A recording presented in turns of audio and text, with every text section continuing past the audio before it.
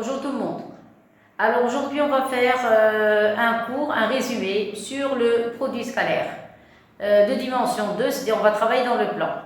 Il y a la première partie qui est écrite en bleu, c'est le produit scalaire que vous avez vu l'année dernière, c'est-à-dire en tronc commun.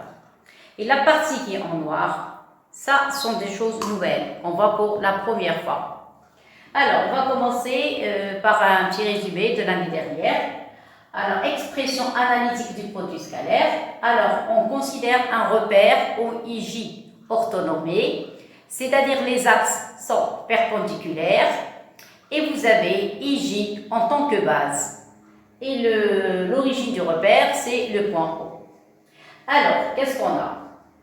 Entre le vecteur U et l'axe des abscisses, vous avez un angle, c'est-à-dire un angle de mesure alpha. Alors, à quoi est égal U? Les coordonnées de U, et U s'écrit sous forme de XI plus YJ. Vous remarquez ici que les deux vecteurs I et J sont orthogonaux, c'est-à-dire perpendiculaires. Alors, puisqu'ils sont perpendiculaires, donc le produit scalaire est nul. Alors, quand on a deux vecteurs orthogonaux, c'est-à-dire perpendiculaires tous les deux, c'est-à-dire ils forment un angle droit, leur produit scalaire est nul. Maintenant, si vous effectuez le produit scalaire entre U, I et U, regardez, appliquez ici U scalaire I scalaire U, vous allez avoir X, I scalaire I, plus Y, I scalaire J. Or, I et J sont perpendiculaires ou bien orthogonaux, donc leur produit scalaire est nul. C'est-à-dire ici, si vous avez I scalaire J, cette partie va disparaître, il va rester que X, I scalaire I. Or, c'est quoi I scalaire I? C'est 1. Parce que c'est un vecteur, c'est un repère orthonormé, c'est-à-dire la norme de I est égale à 1 et la norme de J est égale à 1. Donc si vous avez X, I scalaire I scalaire I c'est 1. Ça y est, et par conséquent, I scalaire U est égal à X. De même, si vous faites J scalaire U est égal à X, J scalaire U, I.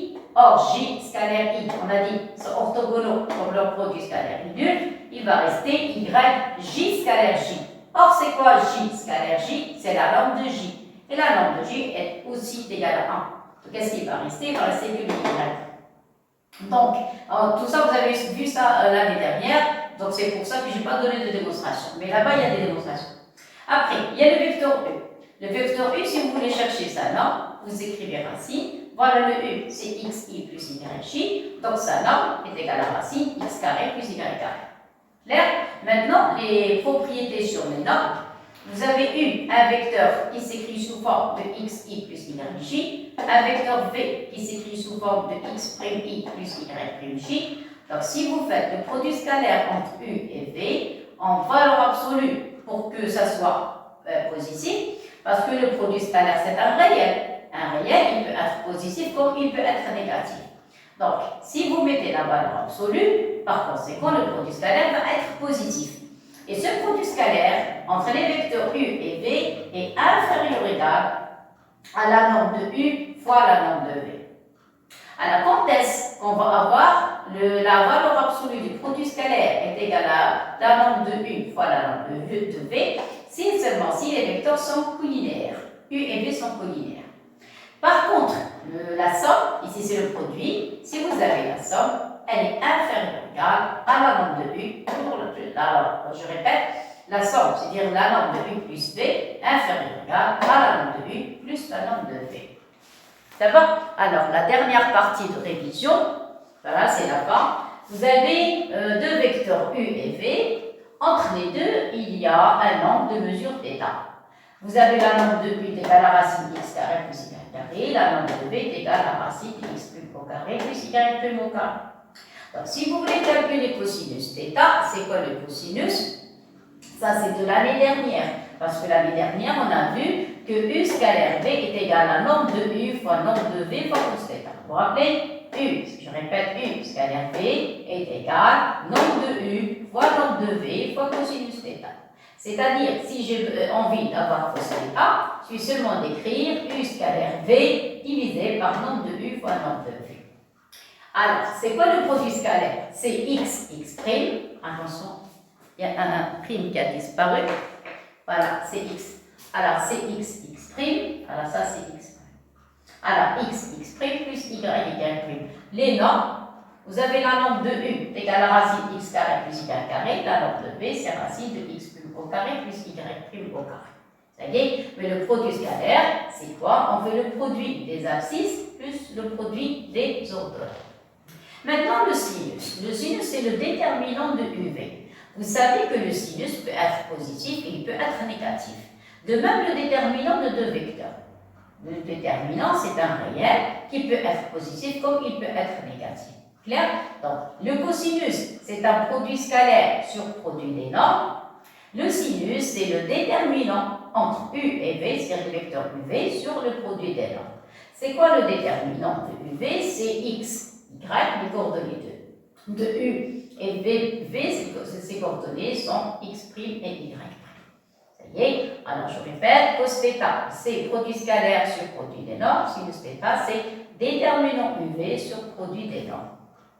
Maintenant, qu'est-ce qu'on a? Regardez d'après le premier dessin, j'ai mis même une flèche, regardez, vous avez le repère, vous avez le vecteur. Ici, vous avez alpha.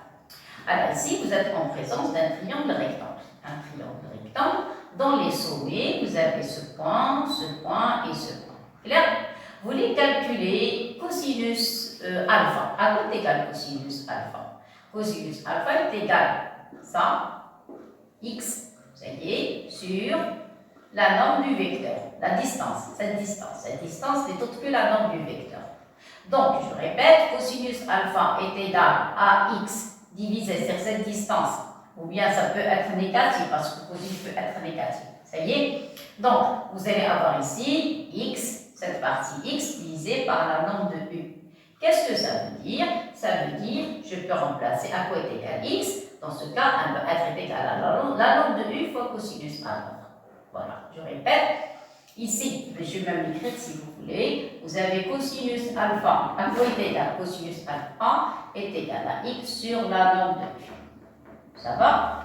Voilà. Et le sinus alpha est égal. Sinus, le côté, regardez ce côté. C'est quoi ce côté? C'est la même chose que y. Ça, c'est y. Alors, je vais écrire correctement. Alors, ça, c'est le y. Ça y est, voilà. Donc, cette partie, voilà, c'est la même que y. Parce qu'il s'agit ici d'un rectangle. Donc, vous allez avoir, c'est quoi sinus alpha? C'est y sur la norme de u. Et voilà, ça y est. Donc, en cherchant la valeur de x, c'est quoi x? C'est cos alpha fois la norme de u. Voilà, cos alpha fois la norme de u. Et le y, c'est sinus alpha fois la norme de u. Alors après, j'ai factorisé par la norme, attention, ici c'est u. J'ai factorisé par la norme de u, voilà. Et voilà, vous allez avoir norme de u est égale à cos alpha i plus sinus alpha h. C'est-à-dire, si j'ai envie d'avoir l'expression de u d'une manière analytique, c'est x i plus y j. Si j'ai envie d'avoir du côté trigonométrique, c'est-à-dire faire intervenir le cosinus de alpha et le sinus de alpha, on avait qu'à appliquer cette relation. Alors maintenant, j'ai terminé le petit rappel sur les vecteurs. Maintenant, je vais passer au point. C'est-à-dire, je vais considérer un point A et un point B. J'ai envie de calculer la distance entre A et B. Alors, je suis seulement d'appliquer racine. Qu'est-ce qu'on écrit? xb moins xa au carré plus yb moins ya au carré. Maintenant, après, ça c'est le premier point. Maintenant, le deuxième point. J'ai envie de déterminer la surface d'un triangle AB. Alors, je vais mettre une étoile, parce qu'au début, on a parlé de distance. Vous êtes d'accord? Maintenant, on va parler de surface. Surface d'un triangle. Alors, vous avez un triangle ABC. Je prends la hauteur issue de C. Voilà, vous avez un endroit. Et j'ai envie de calculer la surface du triangle. Alors, c'est quoi la surface du triangle? C'est 1/2 de la base fois la hauteur. C'est quoi la base? C'est quoi la hauteur? La hauteur va être CH, la base va être AB. Donc, la surface AB, c'est 1/2 de AB fois CH. N'oubliez pas que la surface, c'est quelque chose de positif. Vous êtes d'accord? Et le sinus, alors ça, c'est l'angle géométrique. Le sinus de A à chaque fois. L'angle géométrique, ça y est, le côté géométrique. Donc, à quoi est égal? Le sinus peut être négatif, attention. Mais ici, vous avez moins de 90 degrés, mais on peut avoir un angle qui dépasse 90 degrés. Ça dépend. Alors, donc qu'est-ce qu'on a? Vous avez sinus A, c'est quoi? Sinus A, c'est le côté CH Voilà, CH sur l'hypoténuse, parce que si vous avez l'endroit, voilà, je le marque, vous avez un endroit en H. Voilà, ça, si vous avez un endroit. Donc, qu'est-ce qu'on a dit? C'est quoi sinus? C'est CH divisé par AC. CH divisé par AC. Donc, à quoi est égal CH? C'est AC fois sinus A. Clair? Bon. Maintenant, sinus A, en appliquant cette relation. C'est quoi sinus A? C'est le déterminant des deux vecteurs qui forment l'angle, qui forment cette mesure d'angle. Or, regardez, sinus A. Quels sont les côtés qui forment cet angle? C'est le côté AB et le côté AC. Donc, en appliquant cette relation, c'est déterminant de U, V sur la norme de U par la norme de V. On applique ici. C'est quoi U? U, c'est le vecteur AB. C'est quoi le AC? C'est le vecteur V. Donc, vous allez avoir déterminant de AB, AC sur le produit des normes. Le produit des normes. Or, c'est quoi la norme du vecteur AB? Ce n'est autre que la distance AB. C'est quoi la norme du vecteur AC? C'est la distance AC. Maintenant, qu'est-ce qu'on va faire? On remplace. C'est quoi la surface? On retourne à la surface. 1,5, le voilà.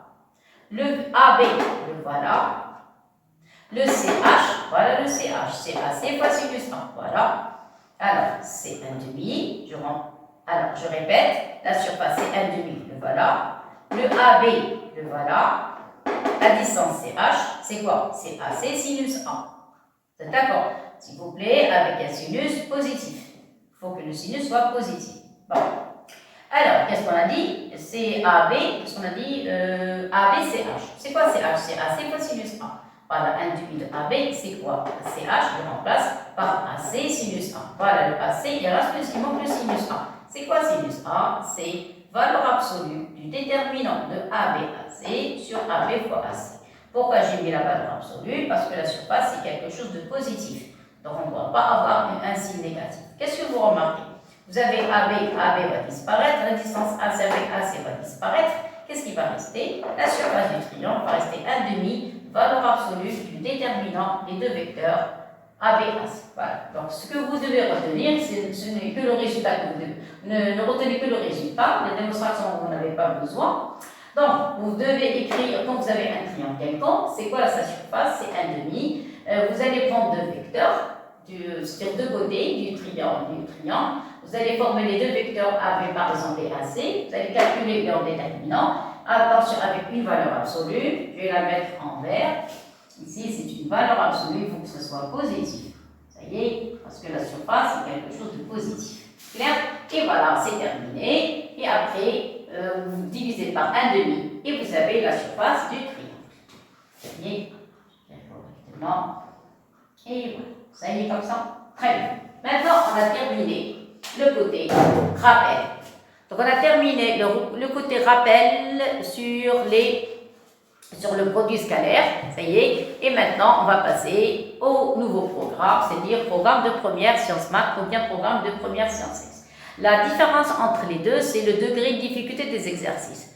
Mais le cours, vous avez le même cours. Ça y est, alors on commence. Donc la grande deuxième partie, vous avez grande 2, application. Tout à l'heure, c'était l'expression analytique, des normes, des sinus, des cosinus, des surfaces, des produits scalaires, des distances. Maintenant, non. Maintenant, on va passer aux droites, aux cercles, aux tangentes, plein de choses. Des distances, des points à des droites. Bon, on commence par le début.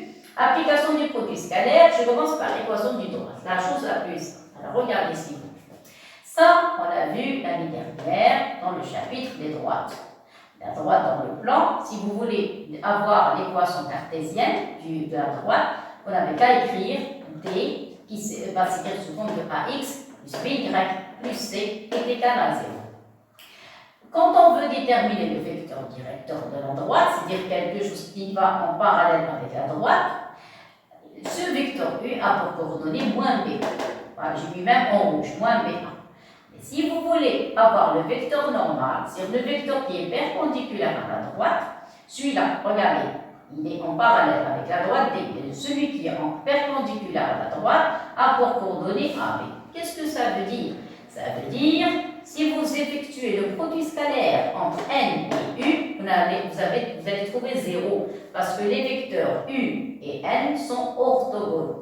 Ce vecteur, celui-là, on l'appelle le vecteur directeur de la droite.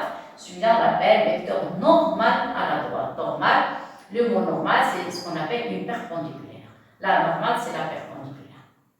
Vecteur normal, c'est quelque chose de perpendiculaire à une droite, par exemple. Vous voyez? Bon.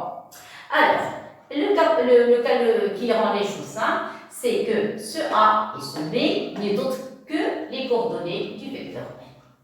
C'est-à-dire le vecteur normal à la droite. Et remarquez une chose ici. J'ai calculé le produit scalaire entre U et N. Voilà, moins B avec A, plus A fois B, ça donne 0. Donc les vecteurs N et U sont orthogonaux. Clair? Maintenant, si on veut déterminer une droite qui passe, passant par un point A et de vecteurs normal, toujours dans le même paragraphe.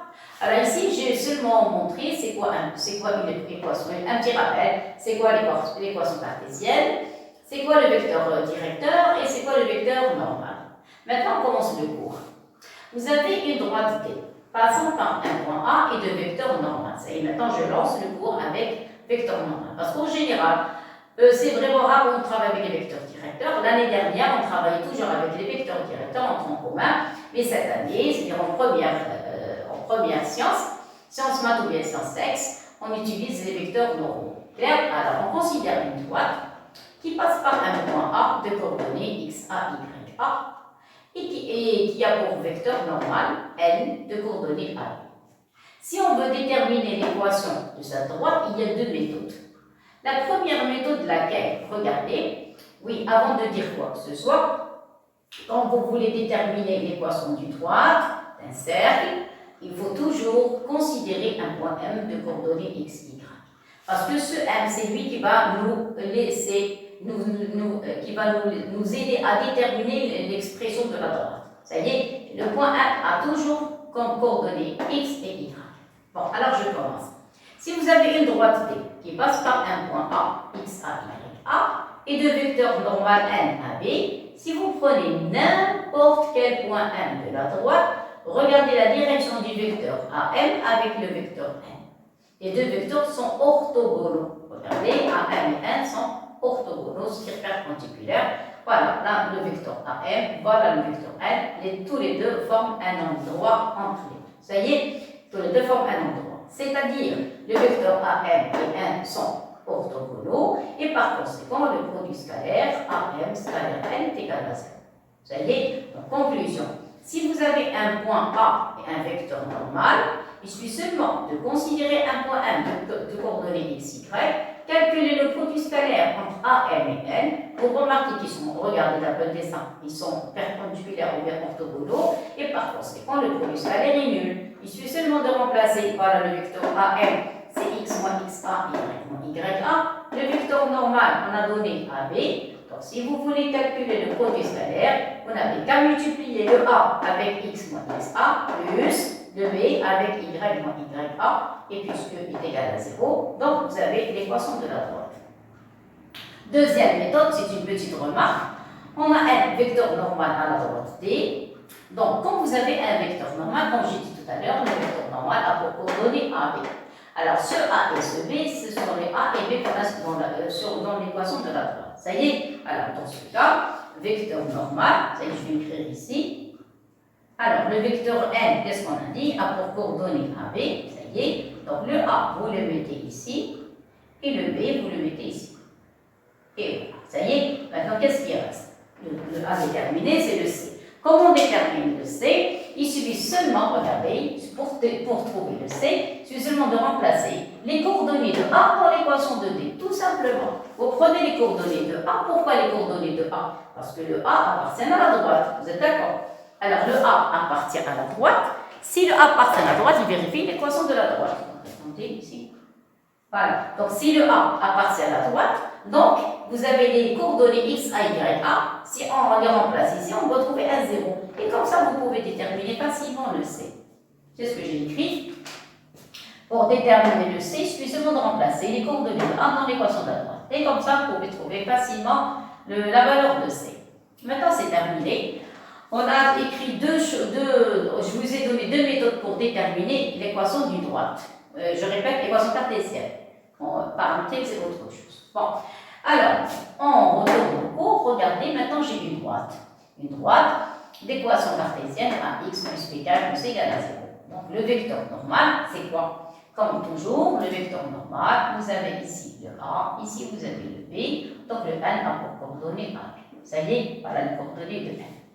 Alors, quand vous voulez calculer la distance d'un point oméga à une droite, ce oméga représente quoi? Ce oméga, on va voir après, c'est le centre du cercle. Et on peut voir, on calcule en général la distance de oméga, le centre du cercle à la droite, pour voir, pour vérifier, est-ce qu'il y a une intersection entre le cercle et la droite? C'est-à-dire, est-ce qu'ils se rencontrent ou bien ils ne se rencontrent pas? Donc, tout ça dépend de quoi? Dépend de la distance de oméga à la droite. Maintenant, comment on calcule cette distance? Il suffit seulement regarder distance de oméga à la droite, mettez la valeur absolue, écrivez ce que j'ai écrit en noir, l'équation de la droite, ax plus by plus c, sur la norme de n. La norme de n, c'est le vecteur normal. Ça y est, bon. Après, vous prenez le x et le y, vous le remplacez, regardez, j'ai mis ça en rouge, vous remplacez le x par x oméga, remplacez le y par y oméga. Et voilà, et vous pouvez calculer, vous allez trouver la distance. Donc, ici, on passe en calcul, vous allez avoir ax oméga plus by oméga plus c, la norme de n, vous avez n a pour coordonnée AB, il suffit seulement de calculer, racine a carré plus b carré, et vous avez la distance du centre du cercle à la droite. Clair? Bon. Maintenant, dans les exercices, des fois on demande les positions relatives entre deux droites. Alors, les droites peuvent être parallèles, comme elles peuvent être perpendiculaires ou bien séquentes. Ici, j'ai traité le cas de deux droites parallèles ou de deux droites perpendiculaires. Je n'ai pas traité le cas de séquente parce qu'on ne peut pas ici parler d'orthogonalité des vecteurs normaux. Alors, regardez. Quand vous avez deux droites parallèles, la droite D, voilà, j'ai pris un vecteur normal n. Pour la droite D', j'ai pris un vecteur normal n'. D'après le dessin, regardez, vous avez D parallèle à D'. De même, regardez la direction de n et n' aussi. C'est-à-dire comme si vous avez deux droites parallèles. Mais on ne dit pas pour les vecteurs parallèles, on dit des vecteurs collinéaires. Donc, si vous avez deux droites parallèles, leurs vecteurs normaux, c'est-à-dire le n et n' sont, qu'est-ce qu'on a dit? Collinéaires. Et quand deux vecteurs sont collinéaires, leur déterminant est nul. On a vu ça l'année dernière. Deux vecteurs collinéaires, leur déterminant est nul. Donc, si vous avez D est parallèle à D', équivalent à déterminant de n, n' est égal à 0. Alors ça, si vous trouvez un déterminant nul, donc les droites vont être parallèles. Par contre, comment montrer que deux droites sont perpendiculaires? Regardez la droite bleue, vous avez le vecteur normal, la droite noire, mais je répète, droite perpendiculaire. Donc ici, vous avez un nombre droit entre les deux. Je vais le marquer, regardez, un nombre droit. Alors, vous remarquez que les vecteurs aussi sont orthogonaux. Donc si vous avez D est perpendiculaire à D', équivalent à n et n' sont orthogonaux, les deux vecteurs. Et puisque les deux vecteurs sont orthogonaux, donc leur produit scalaire est nul. Donc si vous trouvez un produit scalaire entre deux vecteurs, un produit scalaire entre deux vecteurs n et n' est nul, c'est-à-dire les droites, la droite qui est orthogonale, c'est-à-dire n, qu'est-ce qu'on a dit? N, le vecteur normal de D, n', vecteur normal de D'. Dans ce cas, les droites vont être perpendiculaires. Ça y est, donc je vous ai donné un résumé très très court. Maintenant, on va passer au cercle. Alors, équation du cercle. Donc, qu'est-ce qu'on a dit? L'application du produit scalaire, il y a les droites, il y a les cercles. Après, on va parler des tangentes. Les tangentes, c'est les droites qui couvrent le cercle en un point. Ça y est, c'est-à-dire une tangente ne peut pas couper un cercle en deux points, seulement en un point. Alors, maintenant, on va commencer d'abord les cercles. Alors, équation d'un cercle. Regardez, j'ai dessiné un petit cercle de centre oméga, de rayon R, et j'ai pris un point M qui appartient au cercle de coordonnées x, y. Alors, oméga, je lui ai donné les coordonnées AB, et le M, toujours M, x, y, tout le temps, tout le temps, tout le temps. Alors, le vecteur oméga R, oméga 1 va avoir comme coordonnées x moins A et y moins B. Vous êtes d'accord? Bon, maintenant on va commencer la démonstration. Vous avez un point M qui appartient au cercle de centre oméga d'Orient 1. Alors, si vous regardez bien le dessin, vous allez remarquer que la distance oméga M est égale au rayon. Distance oméga M est égale au rayon. Vous êtes d'accord? Maintenant, passez au carré. Donc, vous allez avoir la distance oméga M au carré égale rayon au carré. Or, c'est quoi la distance oméga M? La distance oméga M, on a déjà tout à l'heure regardé la distance entre deux points. C'est racine de xb moins xa au carré plus yb moins ya au carré. Et si vous avez une distance au carré, que va faire la racine va disparaître. C'est ce que j'ai ici. Vous avez le vecteur oméga m a pour coordonnées x moins a, y moins b. Si vous calculez normalement la distance oméga 1, vous avez une racine. Vous êtes d'accord? C'est racine de x moins a, c'est la même forme. X moins a, parce que m a x y et oméga a b. Donc vous allez avoir x moins a au carré plus y moins b au carré, racine. Mais moi j'ai dit une distance au carré, c'est-à-dire la racine va disparaître. Et par conséquent, qu'est-ce qui va rester? Il va rester x moins a au carré plus y moins b au carré est égal à rayon carré. Seulement s'il vous plaît une petite remarque concernant l'équation cartésienne du cercle. Quand vous voulez déterminer le centre oméga, s'il vous plaît, à côté du x, c'est toujours un moins. Si par exemple vous avez x plus quelque chose, vous mettez 2 moins. Le premier moins à côté de x, le deuxième moins entre parenthèses. Et comme ça, vous allez tirer les coordonnées du centre, toujours un signe moins entre x et le x à côté du x et à côté du y. Ça va? Voilà, attendez. Il ne faut pas qu'il touche le A. Et voilà, donc x moins, voilà, le A, et y moins le b au carré, et vous avez rayon au carré. Clair? Voilà. Maintenant, le cercle. Ça, c'est l'équation cartésienne. Ça y est, donc déterminé, je ne vais pas encadrer, oublié. Donc vous avez un point M qui appartient au cercle. Donc vous allez avoir, qu'est-ce qu'on a dit? X moins A au carré, plus y moins b au carré, est égal au rayon au carré. Donc voilà l'équation cartésienne du cercle. Ça va? Très bien. Maintenant, on va retourner en arrière dans les petites classes. On a vu, je crois, en premier cycle, quand vous avez un cercle et vous avez un diamètre, si vous prenez n'importe quel point M du cercle, vous allez avoir un angle droit. Regardez, le vecteur MA et le vecteur MB sont orthogonaux. Regardez les vecteurs. Ça y est, on a vu ça dans les petites classes. Maintenant, c'est quoi le rayon du cercle? Vous avez AB, c'est un diamètre. Donc le rayon, c'est le diamètre divisé par 2. Donc AB divisé par 2. Donc je répète, quand vous avez un cercle, vous avez un diamètre, prenez n'importe quel point M sur le cercle, vous allez avoir MA et MB sont orthogonaux. Moi, je parle des vecteurs. Alors, le A, je lui ai donné XA, YA, le B, XB, YB, le M, XY. Alors, qu'est-ce que j'ai fait? J'ai calculé le vecteur AM. Le vecteur AM, c'est X moins XA, Y moins YA. Le vecteur BM, c'est X moins XB, Y moins YB. Clair? Bon. Alors, après, qu'est-ce que j'ai fait? Vous avez le point M. Appartient au cercle de centre oméga de rayon R. Qu'est-ce que ça veut dire? Ça veut dire que le vecteur MA est orthogonal au vecteur MB. Qu'est-ce que ça veut dire? C'est-à-dire que le vecteur MA scalaire MB est égal à 0. Clair?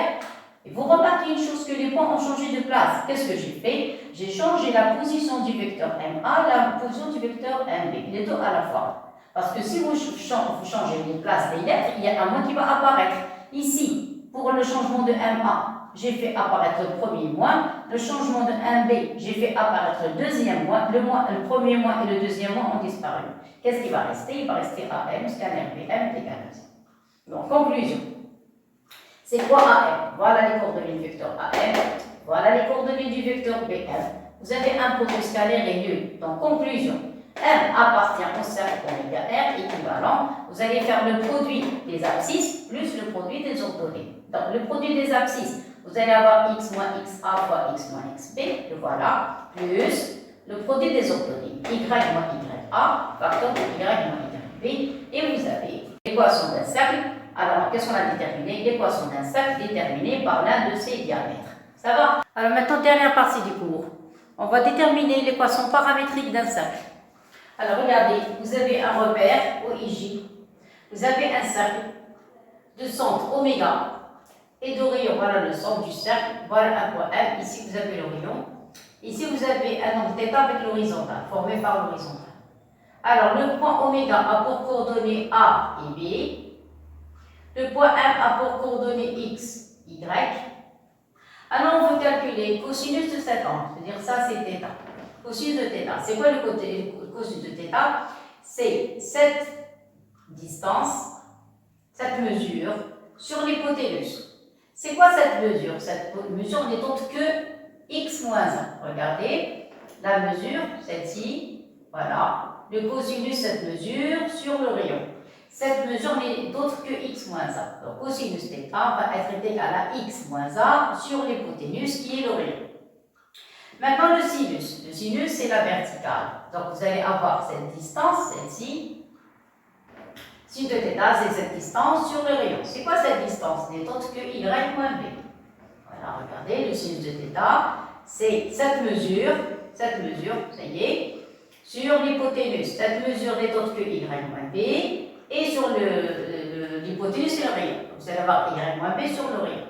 Donc, par conséquent, vous allez avoir r fois cosinus θ est égal à x moins a, et r fois sinus θ est égal à y moins b. Par conséquent, à quoi est égal x, à quoi est égal y? Y est égal à a plus r cosinus θ, et le y est égal à b plus r sinus θ. Et ça, ce qu'on appelle la représentation paramétrique d'un cercle. C'est quoi le paramètre? Le paramètre, c'est l'onde t, c'est la mesure θ. Voilà, c'est ça le paramètre. Le r, c'est le rayon, AB sont les coordonnées d'oméga, x, y, les coordonnées du point M. Maintenant, on va à un ensemble de points M, x, y qui vérifie certaines relations. Et on veut déterminer l'ensemble des points et l'ensemble des points M, x, y, dont les coordonnées x, y vérifient telle relation. Alors, ça, c'est le programme de tronc commun. Regardez, j'ai pris l'ensemble x carré plus y carré moins 2ax moins 2by plus c égale à 0. Qu'est-ce que j'ai fait? J'ai, première étape, groupé les x. Donc, j'ai groupé x carré moins 2ax, les y carré moins 2by plus c égale à 0. Alors, le passage de la deuxième ligne à la troisième ligne, écoutez bien, c'est le programme de tronc commun. J'ai pris la moitié de 2a, c'est 1, la moitié. Et j'ai enlevé le carré. Je répète, j'ai enlevé le carré de x carré. J'ai pris la moitié de 2a, c'est 1. J'ai mis les parenthèses et j'ai mis le carré ici. Moins le carré de ce nombre, c'est-à-dire moins a carré. Je fais le même travail avec les y. Je répète, y carré, j'ai enlevé la puissance, c'est y. La moitié de moins 2b, le nombre qui est à côté du carré, c'est moins 2b. La moitié, c'est le b. Et après, j'ai mis ici le carré. Et j'ai retranché le b carré. Retranché le carré de ce nombre, moins b carré plus c. Après, j'ai groupé les identités d'un côté, x moins a au carré plus y moins b au carré. Le moins a carré moins le b carré plus c, je les ai mis de l'autre côté. Et ça donne a carré plus b carré moins c. Bien, alors ça, c'est à discuter. Ce nombre peut être positif, comme il peut être négatif, comme il peut être nul. Vous êtes d'accord? Alors, on va traiter les trois cas. Alors, le premier cas. Si vous avez ce nombre a carré plus b carré moins c négatif, s'il est négatif, mais il est égal à deux identités, ça c'est positif, égal à un nombre négatif, donc c'est impossible. Donc cet ensemble, que j'ai appelé E, est égal à l'ensemble vide. Deuxième cas, si ce nombre est nul, vous allez avoir une identité plus une identité est égale à 0. Or, cette identité, c'est un nombre réel positif, plus un nombre réel positif égale 0. Quand vous avez deux nombres réels positifs, leur somme est nulle, c'est-à-dire tous les deux sont négatifs. Vous avez un et entre les deux. Le premier est négatif et le deuxième est négatif. Quand vous avez deux nombres réels positifs, leur somme est égale à 0, donc automatiquement tous les deux sont nuls. Alors si x moins a au carré est nul, c'est-à-dire x est égal à 1. Si y moins b au carré est nul, donc y est égal à b. Donc qu'est-ce que ça veut dire? Que l'ensemble E contient un seul élément oméga, et oméga, je vais donner les coordonnées à b. Ça va? Bon, troisième cas. Si vous avez a carré plus b carré moins c positif, s'il est positif, dans ce cas, je peux considérer un nombre r au carré qui est égal à a carré plus b carré moins c. Donc l'équation va s'écrire sous la forme de x moins a au carré plus y moins b au carré est égal à r au carré. Donc je suis en présence d'un cercle. J'ai dit tout à l'heure, à côté de x un signe moins, à côté de y un signe moins, et au-delà de moins, vous avez les coordonnées du centre, c'est-à-dire a et b. Donc vous allez avoir un cercle, E c'est un cercle de centre oméga de rayon R. Qu'est-ce qu'on a dit? Avec oméga a pour coordonnées A et B. Clair? Voilà, c'est terminé. Maintenant, vous avez un cercle. Remarque, vous avez un cercle, vous avez le centre oméga, voilà. Si vous avez un à l'intérieur, c'est-à-dire, vous remarquez que la distance oméga f est plus petite que le rayon. Cette distance est plus petite que le rayon, donc le point M se trouve à l'intérieur du cercle. Si vous avez M, la distance oméga M est égale au rayon. Le point M se trouve sur le cercle. Si vous avez la distance de oméga M est plus grande que l'horizon, le point M est à l'extérieur du cercle. On va voir ça dans les exercices. Encore une autre remarque, si vous avez une droite, ça y est, si elle coupe le cercle, dans ce cas, la distance de oméga à la droite, vous remarquez, elle est plus petite que l'horizon. La distance de oméga à la droite. On a vu tout à l'heure la distance d'un point droit, plus petit que l'horizon. Et dans ce cas, la droite va couper le cercle en deux points A et B. Voilà, deux points A et B. Maintenant, si vous avez la distance de oméga à la droite est égale à rayon, voilà, égale à R, tout ça. Du point A à oméga égale à R. Si vous avez la distance de oméga à la droite égale à R, dans ce cas, la droite va toucher le cercle en un seul point qui est le A. Dans ce cas, on dit que la droite est tangente au cercle. Donc, c'est quoi une tangente au cercle? C'est une droite qui coupe le cercle en un seul point.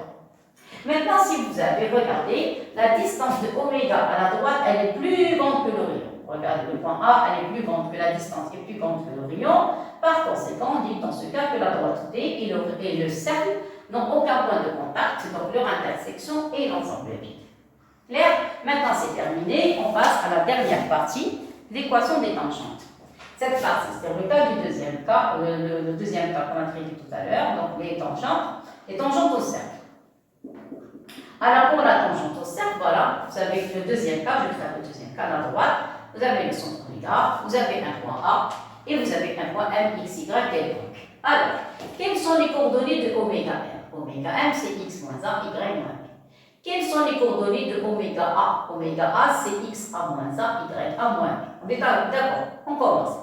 Si la droite D est tangente au cercle, le vecteur A oméga avec AM vont être orthogonaux. Regardez, il va y avoir ainsi un angle droit entre les deux. Regardez, oméga A et AM. Orthogonaux, quel que soit M appartenant à la droite. Donc, si M va passer à la droite, le vecteur AM et A oméga sont orthogonaux, c'est-à-dire le produit scalaire est nul. Ici, j'ai appliqué la relation de Charles. J'ai introduit ici le nombre, la lettre oméga. Donc, vous allez avoir le point A oméga. J'ai introduit le point oméga. Donc, vous allez avoir A oméga plus oméga M, scalaire A oméga est égal à 0. Donc, j'ai développé. Vous allez avoir A oméga, scalaire A oméga, c'est le vecteur A oméga au carré. Si vous voulez, un vecteur au carré, c'est une distance. Donc, si vous avez A oméga, un vecteur au carré, est égal à la distance A oméga au carré. Voilà, ça y est. Et c'est quoi ça? On est autre que, qu'est-ce qu'on a dit? C'est le rayon au carré. Bon, vous allez avoir A oméga au carré plus oméga M scalaire A oméga est égal à 0. C'est quoi A oméga? On a dit c'est le rayon. Ça y est, et ici vous remarquez que j'ai changé les places du point A et oméga. Donc j'ai mis oméga au début, A après. Et c'est pour ça que j'ai fait apparaître le point. Parce que tout à l'heure c'était un plus. Maintenant un moins. Pourquoi? Parce que j'ai changé les places des points A, oméga, j'ai écrit oméga. Ça y est? Alors, or le vecteur oméga M, le voilà. Le vecteur oméga A, le voilà. Après j'ai appliqué le produit scalaire. R au carré, oui, vous avez un 6 moins. Donc j'ai mis ce produit scalaire de l'autre côté. Donc maintenant j'ai plus de moins. Donc vous allez avoir le vecteur oméga M scalaire, le vecteur oméga A est égal à rayon au carré. Maintenant il suffit seulement de calculer. Oméga M scalaire oméga A. Donc vous allez avoir X moins A par facteur de X A moins A plus Y moins B facteur de Y A moins B. Je me suis trompée ici. Ça c'est lui, c'est vous. Vous voyez? Donc, c'est le. Donc, vous allez avoir X moins A facteur de X A moins A plus Y moins B facteur de Y A moins B. Et voilà, vous avez l'équation de la tangente. Donc, on a terminé le petit résumé. Maintenant, on va commencer les exercices.